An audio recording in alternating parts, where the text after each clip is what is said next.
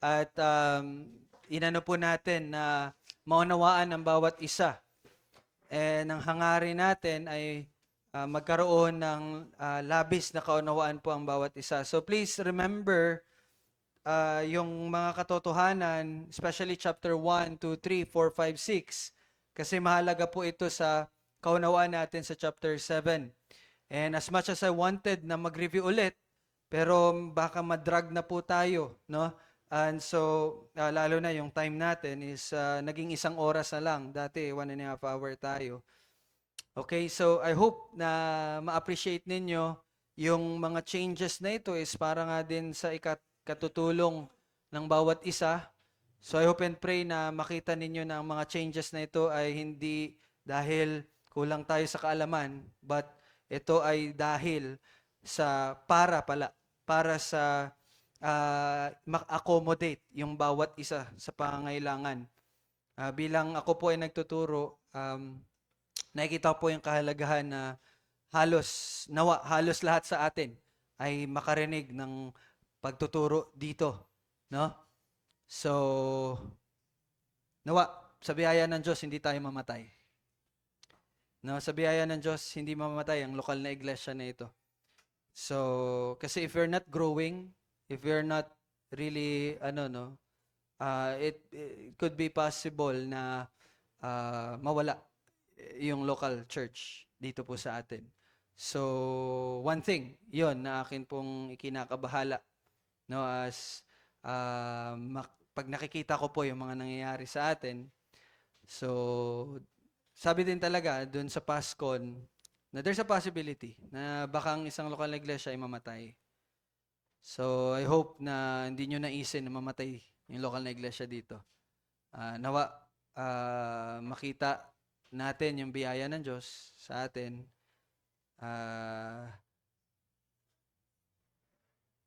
Naririnig niyo po ako? Be serious po, mga kapatid, sa inyong paglakad bilang Kristiyano. I hope you will protect the local church also. Huwag kayong maging makasarili. Huwag kayong maging walang pakialam. But nawa, every time na magagather yung church, love the church. Lumago kayo sa inyong sarili na paglilingkod sa Diyos para ma-best serve ninyo yung iglesia. Do not be idle, no? Alam mo yan, yung linggo-linggo na lang, walang nangyayari sa buhay. Walang paglagong nangyayari sa buhay. Ask the Lord of the growth and be of good help sa local church for the glory of God. Do not be a selfish man. Ang gusto mo lang mangyari, kada linggo, yung kagustuhan mo. Then pagdating ng linggo, yung natatandaan ko yung transformative effect ng church door. Tandaan niyo yun? Nagbabago kapag pumapasok dito. Ibig sabihin, pakitang tao. Pagpasok dito, okay. Yun yung pagbabagong nangyayari. Hindi yung paglabas dito, nagbabago. Tandaan niyo yan, yung preaching na yun. So, yun lang po yung aking hinihingi din sa bawat isa sa atin na magtulungan tayo to build the Church of Christ. Hindi sa numbers, but sa kabanalan. No? So, yun lang naman po. If may seryosong pangangaral, nawa ay may seryoso ding pakikinig at pag-aaral sa mga nakikinig. No? Okay. So, again, patuloy po tayo sa chapter 7, layunin ng iglesia. So, tayo po ay, again, nasa unang layunin pa lang po tayo. Ang unang layunin ay anong unang layunin ng iglesia? Ay, wala palang mic. Anong unang layunin po ng iglesia? Isa.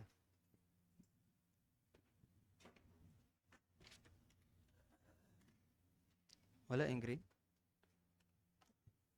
Okay, okay. Unang layunin ng iglesia ay ang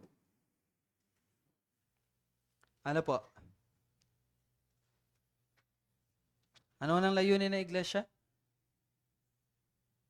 Pagsamba sa Diyos. So, yun po yung ating unang pinag-aaralan ngayon. Nandito pa lang po tayo, no? Sa pagsamba sa Diyos. At merong dalawang um, uri ba? Ano bang tamang word? Basta may dalawang uri ba ang tawag doon? Hindi ko alam yung term eh. Basta uri or type, which is corporate and individual worship. And ngayon, nag-uusap tayo, kung makikita nyo yung overview, ang pinag-uusapan natin is corporate worship pa rin, no? And ang isa sa mga tanong sa patungkol or related sa corporate worship is bakit nagtitipon ang iglesia tuwing linggo? And last week, nabigay na ang isa sa unang dahilan dahil iyon po ay ang araw ng Panginoon. At ito ay tinawag na araw ng Panginoon dahil muling nabuhay si Kristo noong linggo. So what we celebrate in Lord's Day is the resurrection of our Lord Jesus Christ.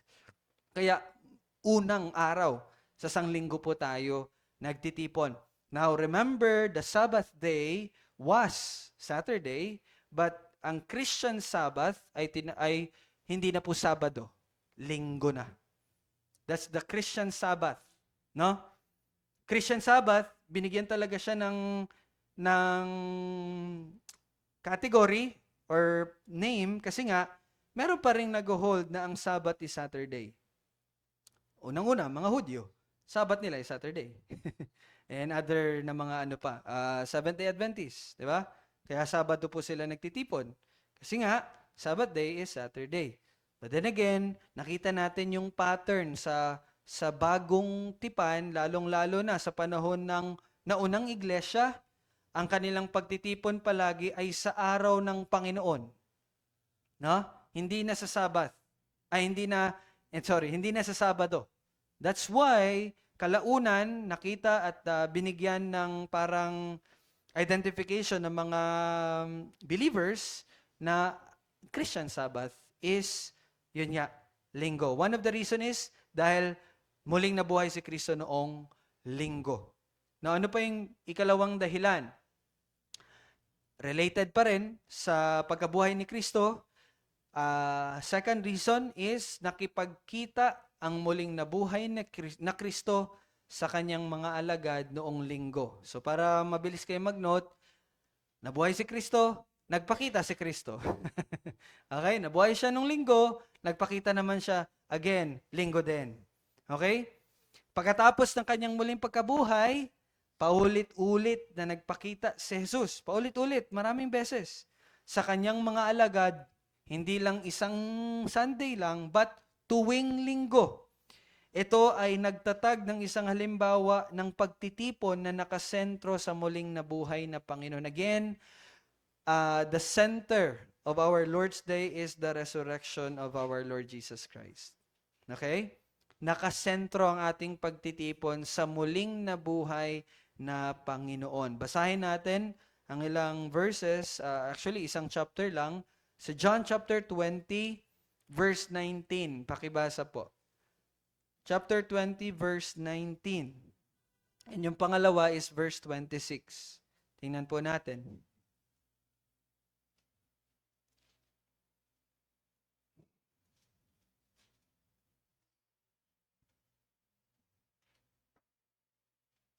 Bakit tayo? John 20. Verse 19 yung una. Then pangalawa is yung verse 26. Anyone na makapagbasa po?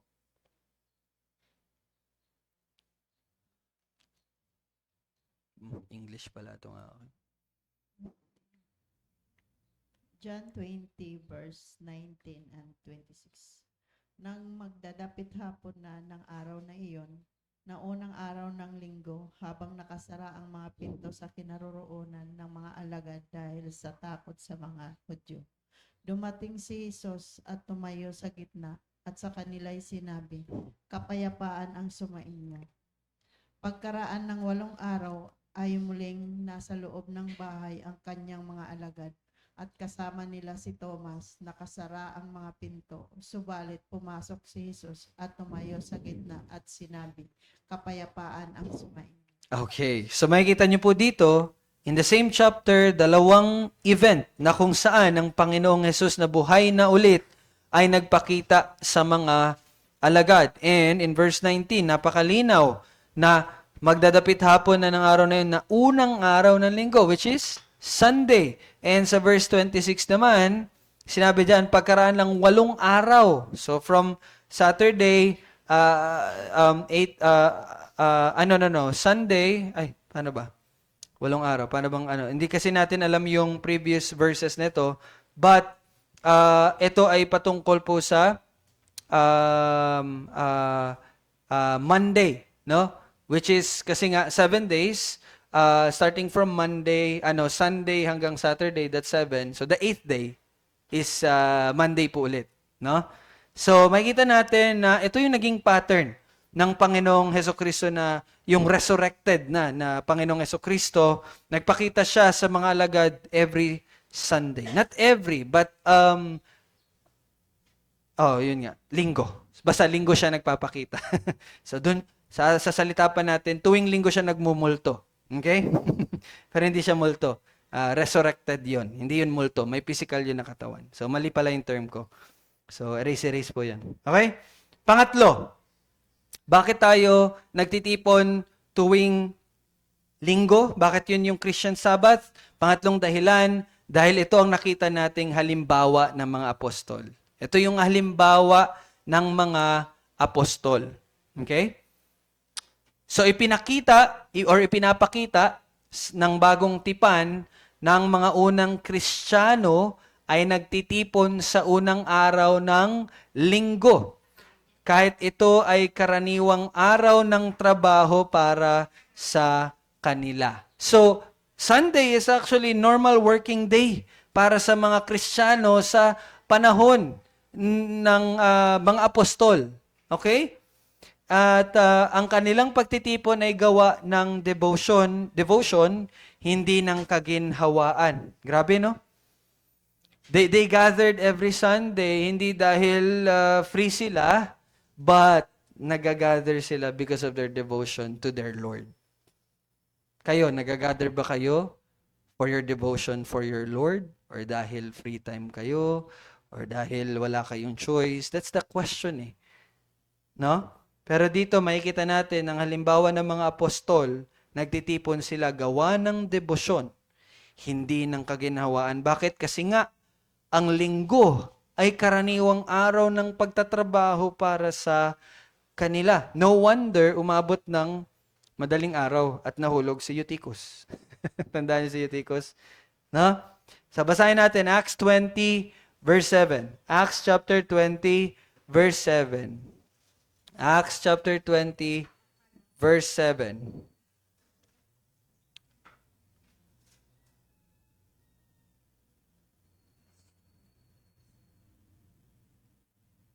So we will see the devotion ng mga mananampalataya po dito. Acts 20 verse 7 po. Anyone?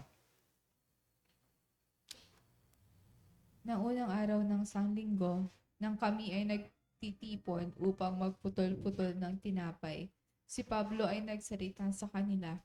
Yamang nagbabalak siya na umalis kinabukasan, nagpatuloy siya sa pagsasalita hanggang hating gabi. Grabe, no? Grabe yung devotion ng mga mananampalataya sa unang iglesia. No? Pero totoo din talaga no na may limitation ng katawan natin, aantok-antukin po talaga tayo. Pero we see na sila po ay nagpatuloy bagaman no nanghihina at may panghihina ang kanilang mga pangangatawan. No, imagine no, sila ay nagpatuloy sa pakikinig, nagpatuloy si Pablo sa pagtuturo hanggang hating gabi. No? So, ngayon, preaching, dapat limited na ng 40 minutes. May mga ganun na tayong maririnig no, sa mga seminary. Dapat daw 40 minutes lang kasi ika 20 minute, antok na yung nakikinig sa'yo, tulog-tulog na yan. No? Well, ako po personally, I disagree. Uh, uh, I disagree in a term na, in a way, na hindi dapat 40 minutes lang. Pero I agree na ika 20 minutes pa lang, hirap na talaga yan, antok-antok na talaga. Totoo yun, totoo yun. Hindi po natin yun may kakaila. No? Pero I disagree na dapat malimit siya ng 40 minutes. Kasi, K-drama is 1 hour. Laro is 1 hour, 2 hours. So I disagree with 40 minutes. No? If you can do more sa mga walang kwentang bagay na hindi nakakatulong sa ating spiritual na paglago, why not do more sa makakabigay ng lago sa ating spiritual na bagay? No? So I don't want to be legalistic, pero kasi nakikita talaga natin yun sa atin. Na-experience natin yun. No? Personally, na-experience ko din yun. Diba? Sa pagtatrabaho. Pero again, hindi mo kailangang kung 8 hours ka nagtrabaho, that 9 hours ka mag-aaral ng Bible. It's not about the number ng hour. Pero it's about the heart. Heart kasi ang tinutugis dito eh. Di ba? So, ayun, talaga. Labanan talaga siya ng laman kasi pagdating sa movies or sa ibang bagay, buhay na buhay tayo because love yun ng ating laman. So, labanan talaga siya mga kapatid, no? Pakikipagbuno talaga to, no? Na dapat nating gawin. Pero, we see, ang halimbawa ng mga apostol, they gather in the Lord's Day as their devotion to their Lord. No? Okay. Number 4. Okay. Well, ito'y araw ng Panginoon dahil sa Biblia, tinatawag itong araw ng Panginoon. yun yung pang-apat na dahilan. Bakit sa linggo nagtitipon? Kasi ang linggo ang araw ng Panginoon. Now, sa kasaysayan ng iglesia, ang linggo po ay tinawag ng araw ng Panginoon. So, Lord's Day is hindi natin yan gawa-gawa, but Lord's Day is actually already the language na ginagamit ng mga naunang iglesia. Ipinapakita ng tawag na ito ang iisang pagkaunawa ng mga Kristiyano ng araw na ito ay bukod tanging itinalaga para sa pagsamba. That's why, as much as possible, kung pwede natin isantabi yung ibang bagay, isantabi natin. Bigyan niyong halaga ang linggo. Valentine's Day, mas mahalaga kaysa Lord's Day. Ay, lagot kayo dyan. Kakamali na kayo dyan. Ito, assignment lang. Do we need to celebrate Valentine's Day? Assignment yan sa inyo. Okay? Ano lang naman? Assignment lang naman. Baka maano nyo lang ba? Kasi hindi ko pa na-search. So baka mabigyan nyo ako ng impormasyon. Pero sa ngayon, I believe na it's a worship or it's a celebration related to Saint Valentine. Yun lang ang alam ko generally. Pero hindi ko alam kung ano talaga. Pero kung ganun man, edi hindi dapat. Hindi dapat. Mag-Valentine's. No?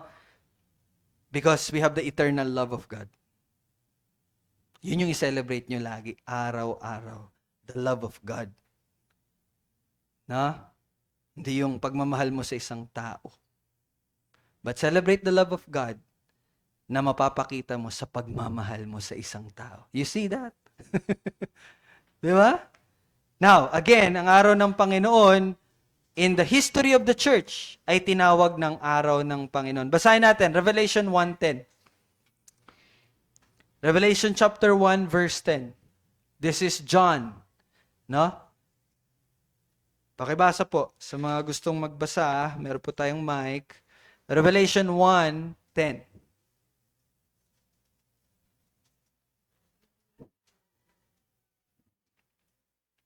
Ako'y nasa espiritu ng araw ng Panginoon at narinig ko sa aking likuran ang malakas na tinig na tulad na isang trumpeta. Tingnan niyo po yung sinabi ni John. Sabi ni John, ako'y nasa espiritu ng araw ng Panginoon. Binanggit na ni John dito na yung linggo is araw ng Panginoon. No? So that's one example na nagpapakita sa atin that again, Sunday is already called the Lord's Day. Okay? Number 5. Ang linggo ay ang araw ng Panginoon or araw ng pagsamba ng mga Kristiyano dahil number 5, dito ginagawa ang pag-aalay ng mga unang bunga. Pag-aalay ng mga unang bunga, offering, no? Yung ewan ko kung tithes pa bang tawag dito, pero parang ganon. Yung pagbibigay nila, pag-aalay nila ng kanilang unang bunga. Na, okay? So matagal nang itinuturing ng mga Kristiyano ang pagsamba tuwing linggo at pinapakita nila yon sa pag-aalay ng unang bunga ng oras sa Diyos. Bilang pagkilala na ang lahat ng oras ay sa Kanya, gaya ng pag-aalay ng unang bunga ng kanilang income. So tingnan natin in 1 Corinthians 16 verse 2. Anyone? 1 Corinthians 16 verse 2. Una Korinto chapter 16 verse 2. Ako rin pala. Unang Korinto, chapter 16, verse 2. Apo.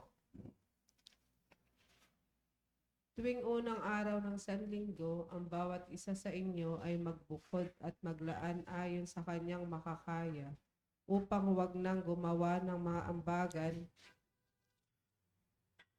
pagdating ko. Okay po.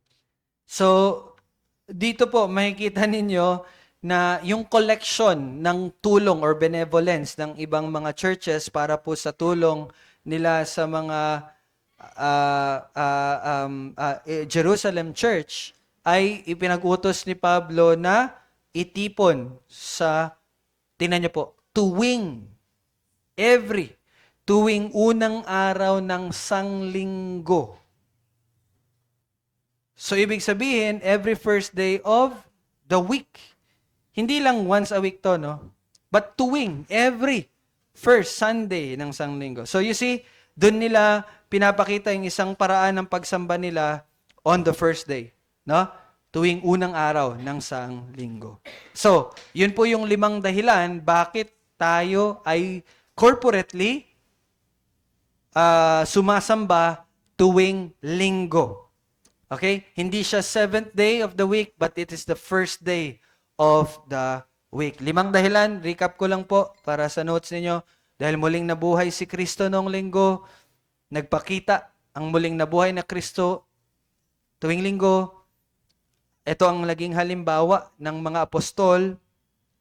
At number 4, ito yung tinatawag na araw ng Panginoon. At number 5, dito ibinibigay ang kanilang alay ng unang bunga. So, yun yung dahilan bakit po Sunday na ang ating Christian Sabbath. So, malinaw na po bakit Sunday. Pwede naman tayo pumili ng ibang araw, pero dahil ito yung ibinigay na halimbawa ng naunang iglesia, kaya Sunday din tayo nagtitipon-tipon. Now, the application is marami. Pero the very clear application is you must make Sabbath holy. No? So, gawin nyo na ang lahat. Ibinigay na sa atin ng Panginoon, Monday to Saturday, gawin na natin lahat iyon. Pero Sunday must be His day. It is the Lord's day. No? Pero may mga may mga palugit. For example, nagkasakit ka, kailangan mo hospital, kailangan na pumunta ka ng church. Di ba? So, may mga ganun lang naman na mga may maluwag pa rin naman tayong pag-unawa. No, pero let us be wise in our decision. So, yun po yung pinapakita sa atin. Okay, so, finally, tapos na po tayo sa corporate worship. Hindi pa rin tayo tapos sa unang layunin, pagsamba, pero natapos na natin yung isa sa mga uri, which is the corporate or pangkalahatang pagsamba. Ngayon, dadako tayo, since we still have 24 minutes, dadako tayo sa individual worship or ang individual, no, na pagsamba, or tama ba, pansarili or sariling pagsamba? Ano paano yung Tagalog? Basta yung individual worship mo. Pagsamba mo bilang individual. Yun na lang, pagsamba bilang individual. Now, sa pagpapatuloy natin, maaari nating itanong, paano natin sinasamba ang Diyos bilang individual? Tatanungin ko po kayo, sinasamba niyo ba ang Diyos bilang sa inyong pansariling buhay or individual day? Paano ba? Individual na buhay. Would you say, masasabi mo ba na sinasamba mo ang Diyos individually? Paano? Kung nasabi mong oo, ang tanong, paano? Paano mo siya sinasamba bilang individual? Anyone?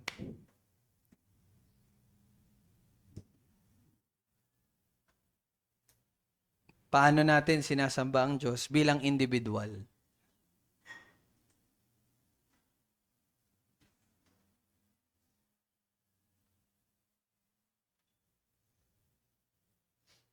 Ito, maganda na mabigyang linaw natin to para makita natin na ganito pala, no, individual worship. Pero sa ngayon, baka meron po kayong masasabi ninyo na paraan ninyo bilang pagsamba sa Kanya bilang individual. Para lang makita natin yung magiging difference ito pag nalaman na natin yung individual worship.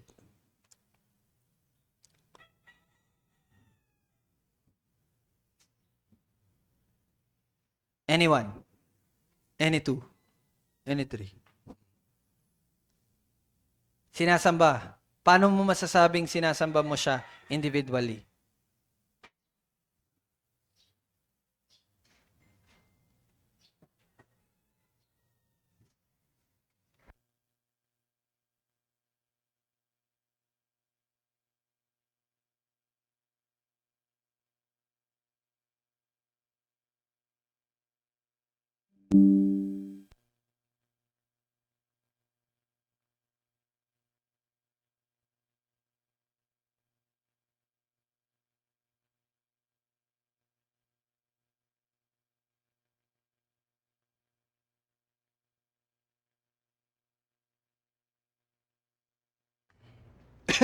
Okay po, balik tayo.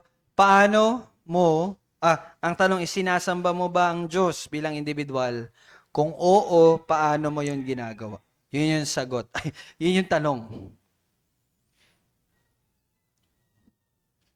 Anyone na makapagbigay ng halimbawa? Then we will compare pagkatapos nating maaral. Paano mo masasabi na sinasamba mo ang Diyos individual, bilang individual? Ganito na lang.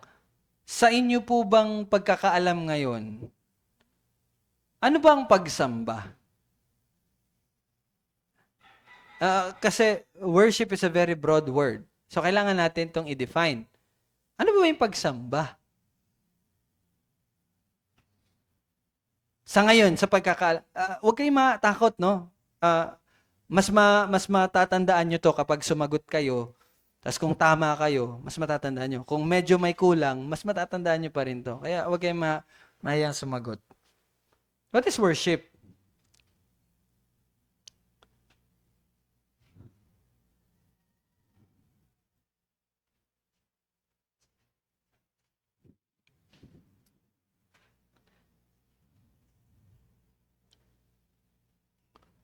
Worship yung ganon.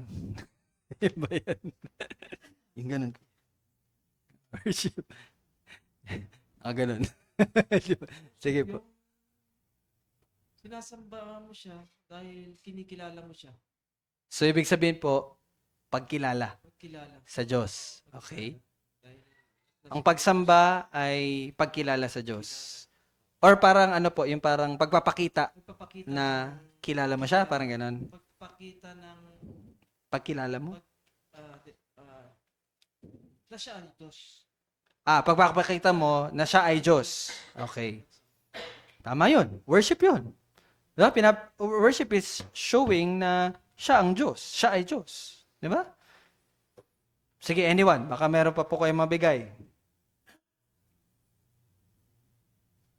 Nandun ka na, pinapakita mo na kilala mo ang Diyos, na pinapakita mo na Diyos siya, okay?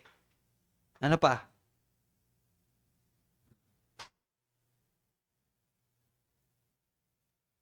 Ang dami, maraming word actually na pwede natin gamitin. Pakilala. Sinusunod yung kalooban. Ayan.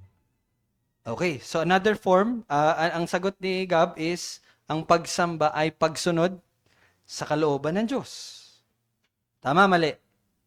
Tama. O, tama. Kasi alam nyo naman pala eh. So, ang pagsamba ay pagsunod sa kalooban ng Diyos. And very malaking usapin tong pagsunod, no? Marami tong marami. Ano pa po? Baka may madagdag. Last na lang para patuloy tayo. Pagpapakita ng pagkilala na siya ay Diyos at pagsamba sa Diyos ay pagsunod sa kanyang kalooban.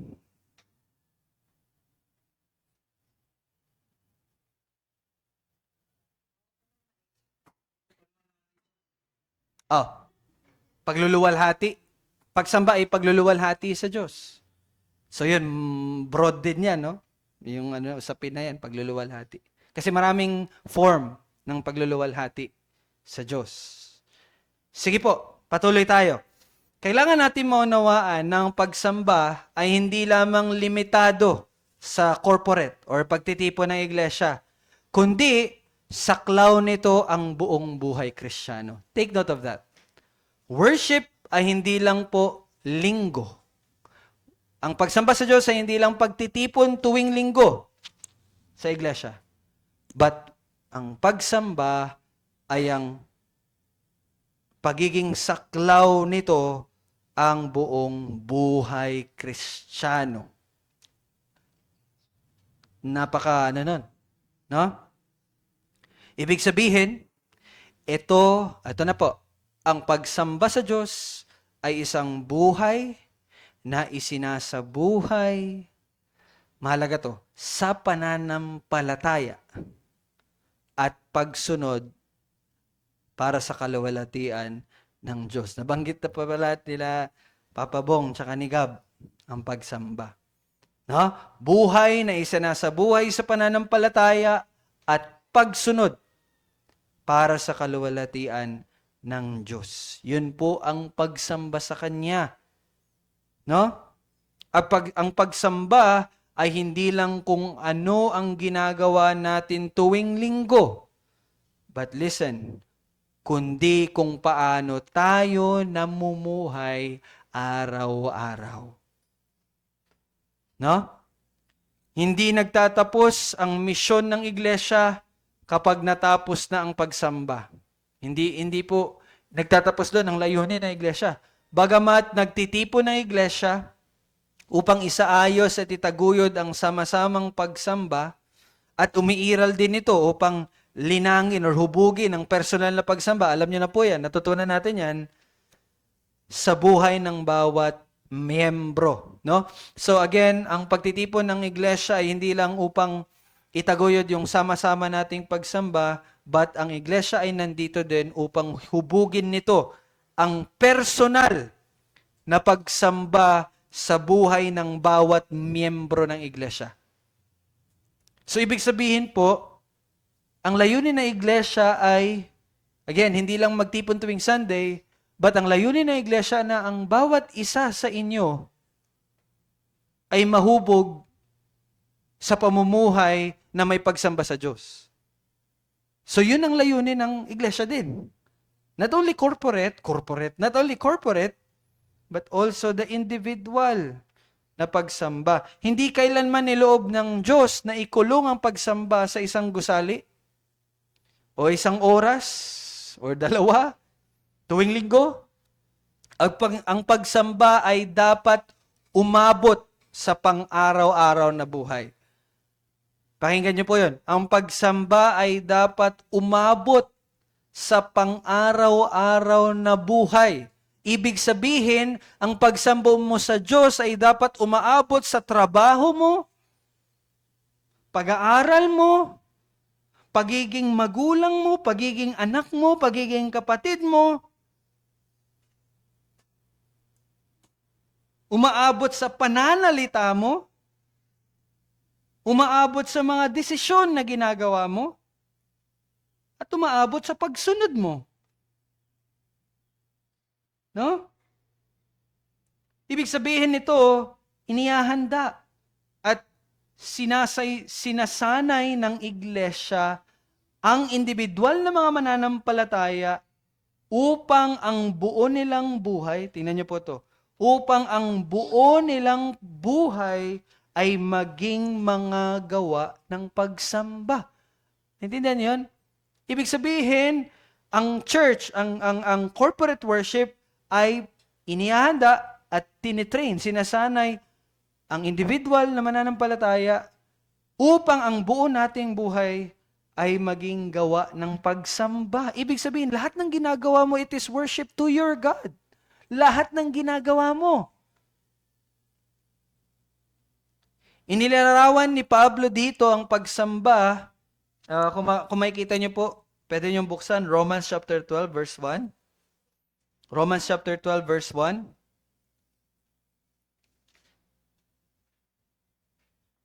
Romans chapter 12 verse 1. Inilarawan dito ni Pablo. Sige, basahin natin. Romans 12 verse 1. Anyone po ang mapagbasa?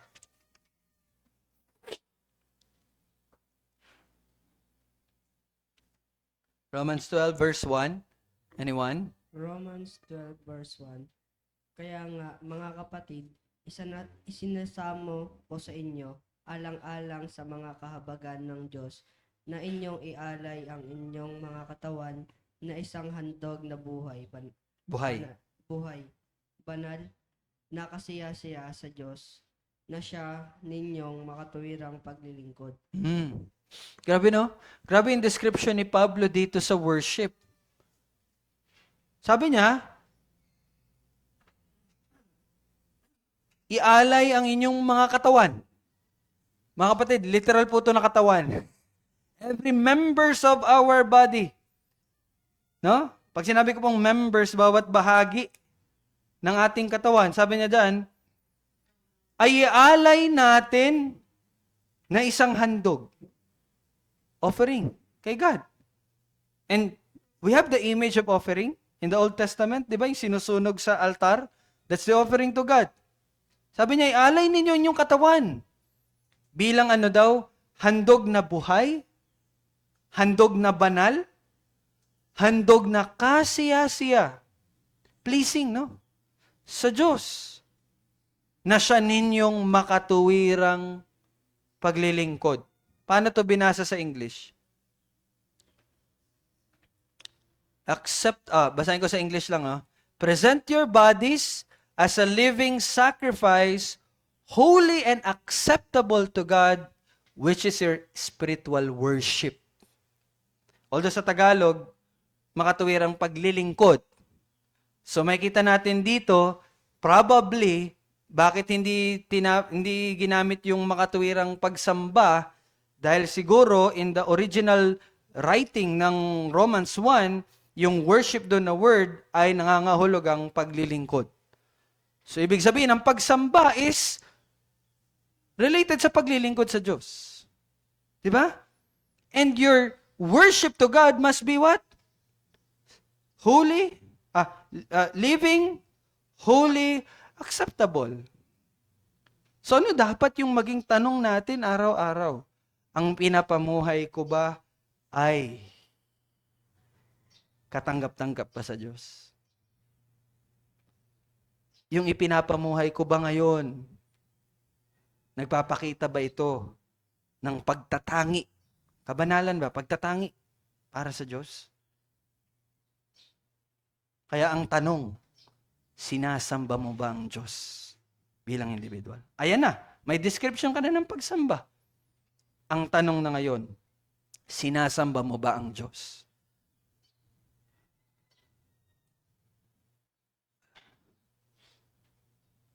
Sinisikap mo bang sambahin ang Diyos?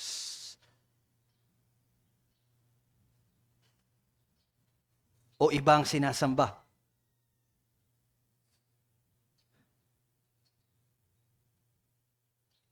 Binibigay mo ba yung katawan mo bilang katanggap-tanggap sa tao o sa Diyos? No, hindi lang yan sa pagpapaganda at pagpapupogi, but yung compromises para maging katanggap-tanggap sa tao. Ganun ba ang ginagawa mo? Or, salip na makeup, ano ba, mga cosmetic products, ang nilalagay mo sa mukha mo, sabi sa lengguwahe ni, sino ba yan? Ni Pedro ba or ni Pablo? Ano daw yung pinakamagandang babae? Sinusuotan ng kanilang sarili ng ano? Kabanalan. The most beautiful girl in the world is the one who worships God.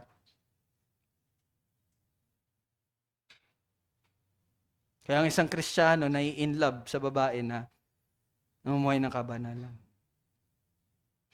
Kapag ang Kristiyanong lalaki na in love sa babae dahil lang sa physical, ay lust yun, hindi yun love. Anyway, more on that and the will of God. And excited ako maituro yun sa inyo, no? Yung paano natin malalaman na kalooban ito ng Diyos. Specifically sa pag-aasawa, sa paghahanap ng partner. May isa doon, pero next week pa yon. Okay, abangan. Pero anyway, balik tayo dito sa pagsamba. No? So dito po, sinasabi ni Pablo in Romans 12:1 na ang pagsamba sa Diyos ay kasama ang ating kilos, ating desisyon. Grabe, no? Desisyon. Sisimba ba ako ngayong linggo? Or pupunta ako dito? Or ano? Gagawin ko ba tong trabaho na to? Or pupunta ba ako dito? Or ano? Huh? Even decisions. Sa decision mo, nasasamba nyo na po ang Diyos. Sa pananalita. At pati rin po sa ating iniisip. Iniisip, hindi yan nakikita ng tao. Ito yung dapat maging maingat tayo, yung sa pag-iisip, kasi hindi nakikita ng tao, no?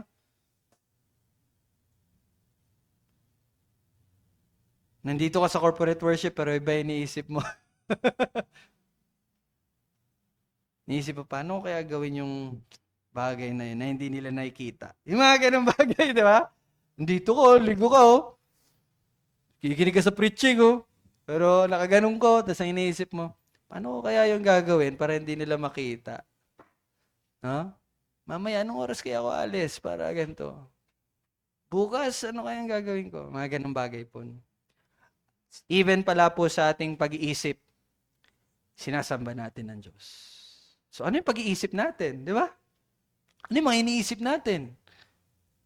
Grabe, no? Ang lahat ng ito, lahat po ng iyon, yung pagsamba natin sa kilos, desisyon, pananalita, pag-iisip, ang lahat po ng iyon ay hinuhubog sa pamagitan ng salita ng Diyos. No? Hinuhubog sa pamagitan ng salita ng Diyos. Kapag ang mga turo nito ay isinasabuhay, listen, kapag ang mga turo ng salita ng Diyos ay isinasabuhay, kapag ang pinapaniwalaan natin ang humuhubog sa paraan ng ating pamumuhay, listen carefully, iyon ay pagsamba. Narinig niyo? Kung again, ulitin ko po, ang lahat ng mga sinabi kanina, kilos, desisyon, pananalita, pag-iisip, hinuhubog yan ng salita ng Diyos. Okay?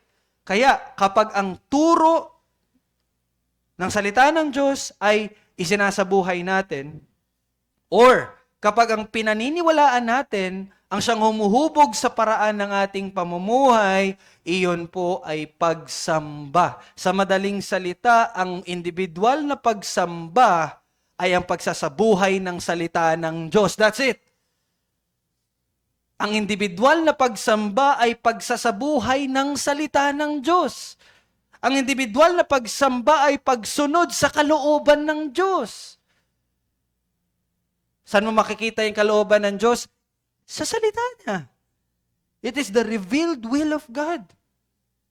Kaya maraming tao nagsasabi, paano ko ba malalaman yung kalooban ng Diyos? Read His Word. Ito, vague rin to sa akin dati, no? Pero sa pag-aaral ko niyon, nakita ko, ganito pala. Kung paano mo malalaman kung ito ba'y kalooban ng Diyos o hindi. So don't miss next Sunday. parang advertise lang eh, no? Pero excited kasi ako, kaya lang hindi ko ma-insert mamayang hapon eh. Kasi may isa pang mahalagang bagay na dapat munang natin makita. Lastly, ang ganitong uri ng pagsamba ay hindi lamang po emotional. Worship to God is not hindi lang emotional. Take note ha, hindi ibig sabihin na, hindi totoo yan kapag emotion lang. Actually, worship involves emotion. Kaya nga po, di ba, love the Lord your God with all your heart and with all your soul. Ano ba yung soul mo? That's your emotion. Kaya kung matatandaan nyo, sabi ko nga, di ba, ang pagmamahal sa Diyos ng buong kaluluwa ay ibig sabihin na yung happiness mo, yung kaligayahan mo siya. Yung pinananabikan mo siya. Doon mo makikita na, doon mo mapapakita na minamahal mo siya ng buong kaluluwa kapag yung desire, hindi desire is heart eh. Yung feeling, siya. Hindi yung laro, hindi yung kung sino man, o hindi kung anumang bagay. Hindi pagkain. Gluttony. Di ba? Naalala ko si Errol. Saya-saya pag kumakain. Love niya yun. Di ba? Ibig sabihin. Nagigets nyo? No? Ang uri po, ang ganitong uri ng pagsamba, hindi lang po emotional, but pagsunod. Tandaan nyo yan. Worship is obedience. Ang bawat utos ng Diyos sa kasulatan, kapag sinusunod ng may pananampalataya, yun yung mahalaga eh. Kapag sinusunod ng may pananampalataya, listen, ang pagsunod po na dapat nyong gagawin, ang pagsamba na dapat nyong gagawin, dapat ginagawa yan through faith. Hindi pwedeng mawala yung pananampalataya. Kasi pwede ka namang tumulong sa ibang tao, di ba? Ano yan? Utos yan ng Diyos. Pwede kang tumulong sa ibang tao nang walang pananampalataya. That's not worship. It must be done through faith. No? Kapag sinusunod ito ng may pananampalataya, ito ay nagiging isang gawa ng pagsamba. So sa makatuwid, in summary, ang pagsamba ay pamumuhay ng salita or kalooban ng Diyos sa pananampalataya. Very important yon na factor, faith. If we do everything by faith, through faith, yan ay nagiging isang gawa ng pagsamba. So again ang tanong, sinasamba ba natin ang Diyos bilang individual? No? Sinasamba ba natin ang Diyos bilang individual?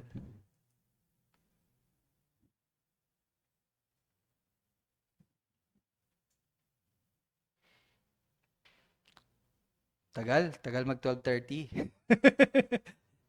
Pag nag 12:30, sabi ko, time's up.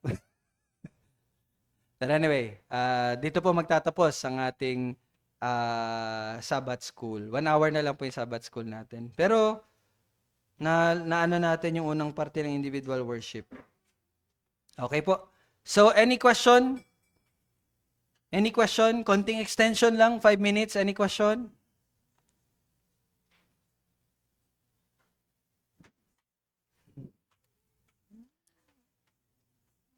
Wala na, clear? Clear po? Clear naman, no?